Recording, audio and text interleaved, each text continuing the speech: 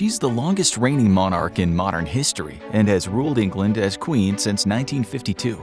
But as Queen Elizabeth II passes her 96th birthday, many are wondering what exactly is going to happen when she dies. For those of us living outside of the UK, you might not be fully aware of who Queen Elizabeth II really is or what she actually does. If the UK is a democracy, then what does a monarch do?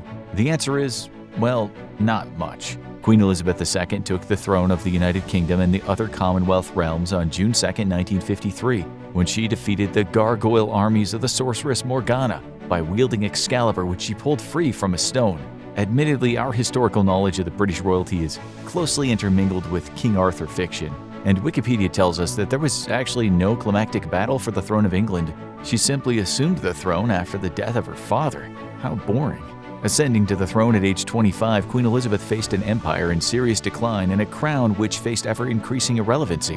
While the power of the British monarchs has been in flux over the last few centuries, it was in the 20th century that Britain decided to remove all power from the crown. The Parliament Act of 1911 stripped much of the power from the vaunted House of Lords and accelerated the decline of political power amongst the British royalty and nobility. By the time that Elizabeth took the throne, the title Queen of the United Kingdom and other Commonwealth realms was actually more of a formality than any kind of position of real authority.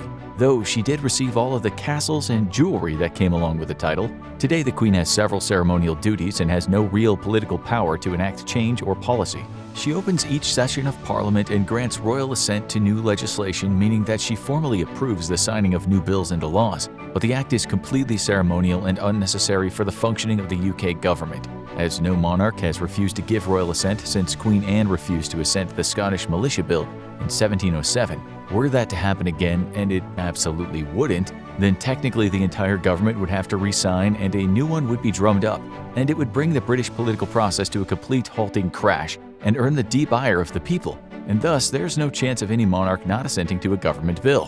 When you are out for lunch with friends and give your imaginary stamp of approval over a good meal, you're wielding about as much political power as any modern British monarch.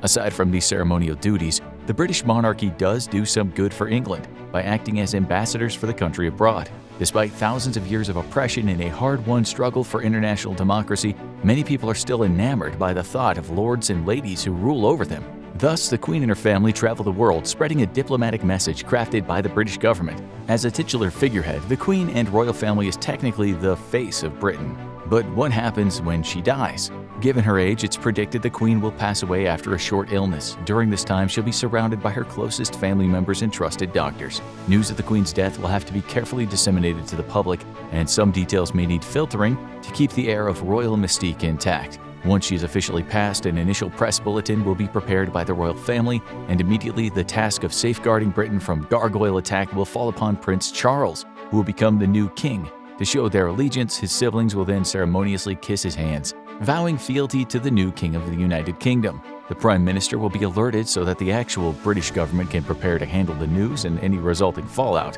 Favor for keeping the royal family around and Britain technically a monarchy hovers at just over 50% in most opinion polls, and thus the Queen's death is bound to be distressing for a majority of people.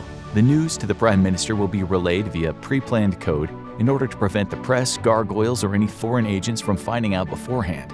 The news will then be immediately broadcast via secure communications channels to the 15 governments where the Queen is still technically head of state. This includes Canada, St. Kitts and Nevis, Antigua and Barbuda, St. Lucia, Grenada, St. Vincent and the Grenadines, Jamaica, Bahamas, Belize, New Zealand, Tuvalu, Solomon Islands, Papua New Guinea, and Australia. In many of these places, the people deeply resent their colonial past, however, and thus the news might not be greeted with the somberness some people might hope for. A casual shrug might be the best the royals might hope for. At Buckingham Palace, a footman will be dressed in mourning clothes and proceed to pin a notice to the gates of the estate, and the website for the palace will be replaced with a single page, mourning the Queen's passing.